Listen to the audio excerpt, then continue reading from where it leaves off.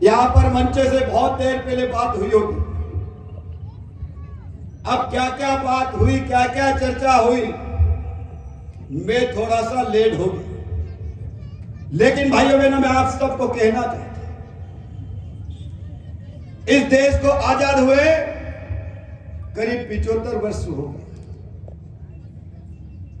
75 वर्ष के बाद आज आदिवासी भाई बहन बहुत अच्छी जगह है। मैं भी आदिवासियों के बीच में बड़ा हुआ। मैंने अलीराजपुर जिले के सारे गांव देखे, मोहल्ले भी देखे। मैं 25 साल पहले से घूम रहा हूं इस अलीराजपुर जिले में, लेकिन आज मुझे कहते प्रसन्नता होती। आज आदिवासी भाई और बहन मजबूत हुए हैं। उसका एक ही कारण है कि हमारे आदिवासी भाई बहन शिक्षित हुए हैं। और मैं आपसे कहना चाहता हूं, मेरे आदिवासी भाई बहन जो बच्चे पढ़ रहे, बेटियां पढ़ रही है, उनको इस अवसर पे हमको संकल्प लेना चाहिए और लक्ष्य तय करना चाहिए कि मैं पढ़ूंगी, लिखूंगी, पढ़ूंगा और मैं ये बनूंगा। ये लक्ष्य आपको तय करना पड़ेगा, तो आपको आगे बढ़ने से कोई रोक नहीं सकता। मेरे भाइयों बहनों, आज आदिवासी भाई बहन हम गरीब की बात करते हैं, हम कमजोरी की बात करते हैं। आज गरीब क्यों है, कमजोर क्यों है? आपके आपने से पूछिए, आप लोग आपने आपसे पूछो, आप गरीब है तो क्यों गरीब है? आज जो मेहनत करता है उसको आगे बढ़ने से कोई रोक नहीं सकता। और मैं आपको विश्वास दिला रहा हूं और मैं कहना चाहता हूं, ऐसे कई लोग अलीराजपुर में हैं, आज सम्मान प्राप्त करके बैठे हैं। अलीराजपुर जिले के हमारे 5 IAS कलेक्टर हैं। उनके जीवन के बारे में आप लोग पढ़िए, उनके माता पिता के बारे में समझिए, गांव के बारे में समझिए, परिवार के लोग कैसे थे ये आप लोग विचार करिए। और उन लोगों ने कैसी परिस्थिति में पढ़ाई करके आज पूरे प्रदेश में नाम रोशन कर रहे हैं। क्या आज हम नहीं कर सकते? क्या बताओ। और मैं आप सब भाइयों बहनों से कहना चाहता हूं, हम राजनीतिक लोग हैं, हम राजनीति करते हैं, जनता की सेवा करते हैं और हम लगातार जनता के बीच में रहते हैं। आज आप लोग देखते होंगे, नेता के बारे में लोगों को बोलना सबसे आसान है, नेता को गाली भी देते हैं, लेकिन नेता का जो सम्मान है वो दुनिया में किसी को भी नहीं मिल सकता। मैं आपको बता रहा हूं। और जनता चुनती है, जनता वोट डालती है। 5 साल में हम जनता के बीच में जाते हैं और जनता के बीच में हम रह के जो काम करते हैं उसका परिणाम मिलता है। उसके कारण आज मैं विधायक हूं, मैं मध्य प्रदेश में मंत्री हूं, मेरी धर्मपत्नी आज लोकसभा में सांसद है। मेरा भाइयों बहनों, आप लोगों के कारण है। लेकिन मैं आप सब भाइयों बहनों से कहना चाहता हूं कि एक उंगली अगर किसी पे उठती है तो 3 उंगली हमारे सामने होती है। और वो उंगली कहती है कि दूसरे के ऊपर उंगली उठाने से पहले अपने गिरेबान में झांको। और इसलिए मैं आप सब भाइयों बहनों से कहना चाहता हूं, अगर जनप्रतिनिधि तो जनप्रतिनिधि का दायित्व ईमानदारी से निभाएगा, उसमें कोई कमी नहीं आएगी। मैं आपको कह रहा हूं, मैं विधायक अलीराजपुर का, मैं 25 साल से अलीराजपुर की जनता की सेवा कर रहा हूं, अलीराजपुर जिले की जनता की सेवा कर रहा हूं। मुझे पता है अलीराजपुर जिले में मुझे क्या करना है, अलीराजपुर के किस गांव में क्या तकलीफ है मुझे पता है और मैं लड़ रहा हूं। और मैं आप सब भाइयों बहनों से कहना चाहता हूं, अभी बीच में खट्टाली का जो मामला चल रहा है,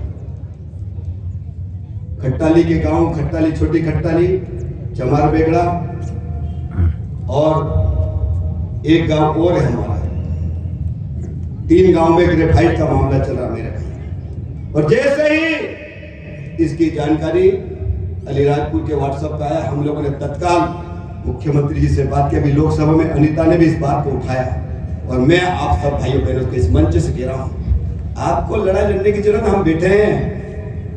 मैंने खट्टाली में भी जाके कहा, मैंने व्हाट्सएप पे भी कहा कि आपके लिए हम बने हैं तो आपको लड़ने की जरूरत है, हम लड़ेंगे। आपकी 1 इंच जमीन भी किसी की कोई ताकत नहीं ले सकती। मेरे भाइयों, मैं आपको विश्वास दिला रहा हूं।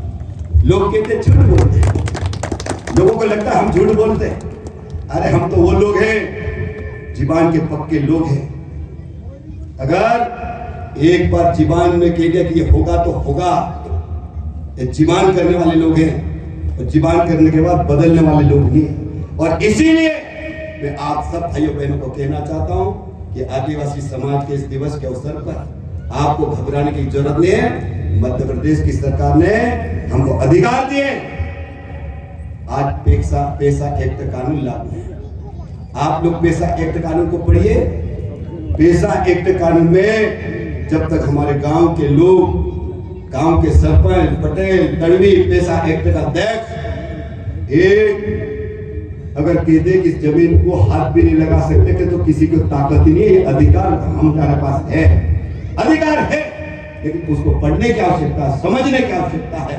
और इसलिए मैं आप सब भाइयों बहनों से कहना चाहता हूं, घबराने की जरूरत नहीं। दूसरी बात, यहाँ पे मेरे भाई बहन बहुत सारे कर्मचारी है, शिक्षक है, पटवारी है, सचिव है, रोजगार सहायक है, आंगनवाड़ी कार्यकर्ता है। मैं सब भाइयों बहनों से कहना चाहता हूं, मैंने पहले ही कहा कि उंगली एक ऊँट के सामने तीन रहती है।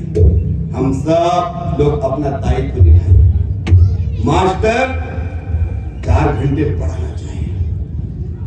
तनख्वाह मिल रही है 1-1 लाख, 70,000, 80,000, 90,000 में तनख्वाह मिल रही है। क्या मास्टर हमारे समाज का जिस स्कूल में उसको नौकरी दी है वहां से तनख्वाह मिल रही है, वो मास्टर हमारे आदिवासी भाई बहन के बच्चों को पढ़ा रहा क्या?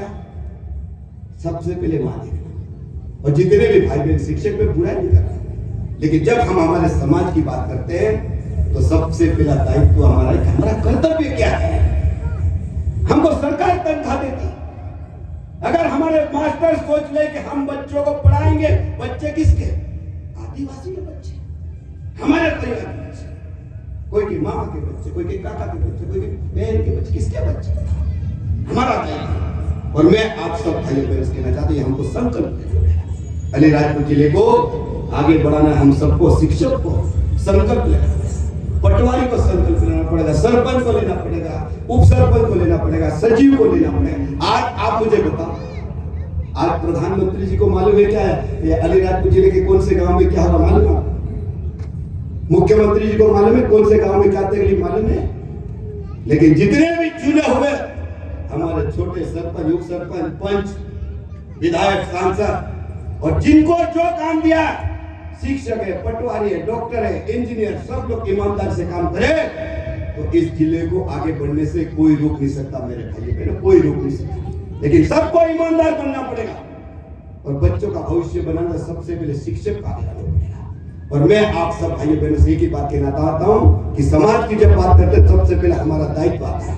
और मुझे विश्वास है कि आप इस दिवस में संकल्प लीजिए भाइयों बहनों कि हमारा जो दायित्व हम पूरा करेंगे। कभी कभी देखते हैं, आज बता अलीराजपुर जिला कितना छोटा है। अलीराजपुर जिला 1 घंटे में कोई से भी कोने में जा सकता है। 1 घंटे में कोई से भी कोने में, अलीराजपुर साहब जाओ, 1 घंटे में कोई से भी कोने में जा सकता है। आज पता बहुत सारे हमारे लोग जो सेवा करने वाले कहते हैं कि बहुत दूर है, सब कैसे जाए? अब मेरे को इंदौर में बच्चे पढ़ते, कितने दूर जाते थे? आज इंदौर में रहते 20-20, 30-30 किलोमीटर लोग रहते, फिर क्या कहते हैं कि मैं इंदौर पढ़ रहा हूँ। और इंदौर रहते उन बच्चों को पूछोगे आप पढ़ने के लिए कितने दूर जाते, नौकरी करने के लिए कितने दूर जाते? लेकिन हमारे यहाँ का जो अधिकारी, कर्मचारी कहता है कि बहुत दूर। अरे हम समाज की बात करते हैं, समाज के उत्थान की बात करते हैं, तो क्या थोड़ा सा कष्ट नहीं उठा सकते? क्या बताओ? हमको उठाना चाहिए, क्योंकि हमने समाज के उत्थान का पीड़ा उठाया। और इसलिए मैं आप सब भाइयों बहनों से एक ही बात कहना चाहता हूं, हम सबको संकल्प करें। दूसरी बात, आज हम सब आदिवासी समाज के नाम से मंच से आदिवासी समाज की बात तो करते हैं, लेकिन कभी आप लोगों ने देखा अलीराजपुर जिले में, झाबुआ जिले में हमारे आदिवासी भाइयों बहनों को कुछ लोग ईसाई बना रहे हैं, धर्मांतरण करा रहे हैं? क्या हमारे आदिवासी भाई बहन जो पढ़े लिखे शिक्षक, किसी ने ये मुद्दा उठाया कि हमारा आदिवासी भाई अगर ईसाई बन जाएगा, धर्म बदल लेगा, तो आप आदिवासी कहलाने लायक बचोगे? कहलाने लायक बचोगे? सबसे बड़ा झगड़ा यही है इस देश के अंदर कि हमारे आदिवासी भाई ईसाई बन रहे हैं। अरे मां को मां नहीं कह रहे, बाप को बाप नहीं कह रहे, हम भगवान का नाम नहीं ले रहे हैं, राम राम नहीं बोल रहे हैं, जय यीशु बोल रहे हैं। सबसे बड़ा झगड़ा ये, क्या मेरे भाइयों बहनों आदिवासी ईसाई बनना चाहिए? क्या हमारे भगवान में कोई कमी है? क्या हमारे बाबा देव में कोई कमी है? क्या हमारे खत्रियों में कोई कमी है? क्या गणेश बाबा में कमी है? क्या हनुमान जी में ताकत में कमी है? आज मैं आप सब भाइयों बहनों से कहना चाहता हूं, आज हम भगवान बिरसा मुंडा को पढ़ते हैं, भगवान मानते हैं बिरसा मुंडा को। बिरसा मुंडा जी ने क्या लड़ाई लड़ी है समझने की आवश्यकता। आज टांटिया मामा के नाम से हम दिन रात हमारे भाई बहन बेटा बेटी नाचते हैं, लेकिन टांटिया मामा ने कौन सी लड़ाई लड़ी है हमारे लिए। आज गांव गांव में टांटिया मामा की चर्चा होती है और चौराहे चौराहे पे उनकी मूर्तियां स्थापना हो रही है। क्या कारण है, क्यों लग रही, क्या लड़ाई लड़ी लोगों ने, ये हमको समझने की जरूरत है। और इसलिए मैं आप सब भाइयों बहनों से कहना चाहता हूं, हम सब संकल्प ले कि शिक्षा का स्तर बनना चाहिए, जो दायित्व पूरा निभाए। और मैं आप सब भाइयों बहनों से कहना चाहता हूं कि अभी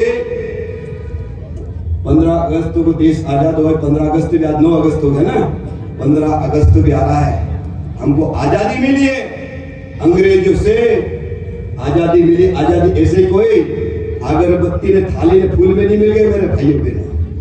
ये देश को आजाद कराने के लिए कई क्रांतिकारियों ने बलिदान दिया है, कई लोग लड़े, अंग्रेजों से लड़ते लड़ते कई परिवार बर्बाद हुए। उसके कारण आज हम लोगों को आजादी मिली है और हम गर्व से तिरंगा झंडा बनाते हैं, तिरंगा फहराते हैं। मैं आप सब भाइयों बहनों से कहना चाहता हूं कि आज ये आदिवासी दिवस है, हम संकल्प लें कि 15 अगस्त के पहले हर घर तिरंगा झंडा लहराना चाहिए, लहराना चाहिए, बताओ, अरे लहराना चाहिए, लहराना चाहिए।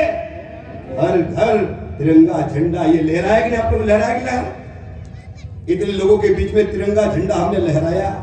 हर घर तिरंगा झंडा लहराना चाहिए, संकल्प लेना चाहिए। और इस अवसर पर हम संकल्प लेना चाहिए, अभी बारिश भी चल रही है, बारिश में हमको संकल्प लेना चाहिए कि हर घर वृक्षारोपण होना चाहिए, होना चाहिए कि नहीं होना चाहिए।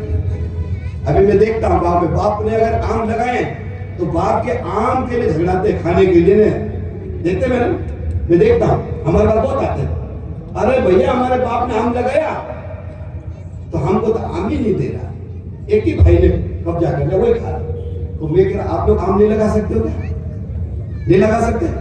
हर घर आम लगना चाहिए, कटहल लगना चाहिए, जो आपको अच्छा लगे वो वृक्षारोपण के लिए। मेरे भाइयों के लिए इतनी शानदार बारिश हो रही है और मैं कह रहा हूं जिन लोगों ने बरसात में पहले आम लगाए, कई सालों से जो लगाए, मैं आपको उदाहरण दे रहा हूं। एक मेरा आदिवासी भाई आया, उसने कहा मेरा 8 लाख रुपए के आम निकले, एक ने कहा 10 लाख रुपए के निकले, और एक मेरा भाई है उसने कहा मेरे घर में 22 लाख रुपए के आम निकले हैं। कि हमारे आदिवासी भाई और नहीं लगा सकते क्या, ये संकल्प लेना चाहिए, हमारे खेतों में झाड़ लगना चाहिए, जो आपको उचित लगे वृक्षारोपण लगना चाहिए। और आने वाले समय में रक्षाबंधन भी आ रहा, राखी मनाते कि नहीं मनाते,